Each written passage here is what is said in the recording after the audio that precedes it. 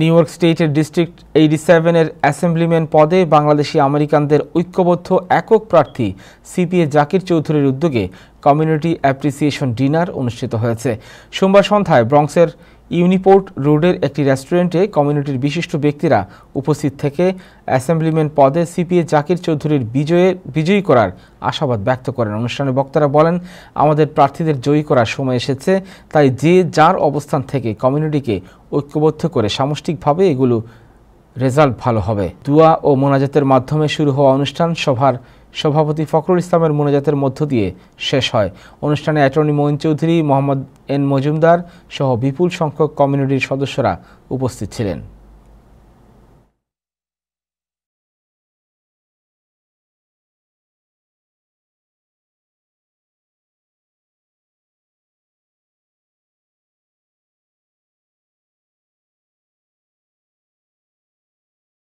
এখন সময় এসেছে, আমাদের প্রার্থীদের সময় এসেছে।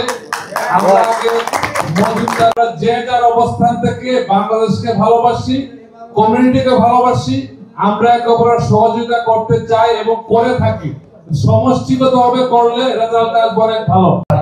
আমরা মনে করতে পেরেছি এবং আগামীতে তারে দিয়ে আমাদের খুঁড়িতে আরো অগ্রসর হতে পারবো, এই জন্য আমরা বক্তব্য শেষ করছি। আসসালামু আলাইকুম।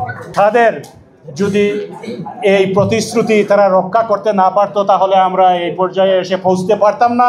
এবং জাকিরকে কাজ করতে হবে, অনেক সময়ও আছে, অনেক কাজ করতে হবে এবং আশা করি জাকির তুমিও আমাদেরকে ডিসঅ্যাপয়েন্ট করবে না, তোমাকে অনেক কাজ করতে হবে এবং সেই কমিউনিটির স্বার্থ অক্ষুণ্ণ রেখে আমরা যাতে ঐক্যবদ্ধভাবে আমাদের বিজয় সুনিশ্চিত করতে পারি।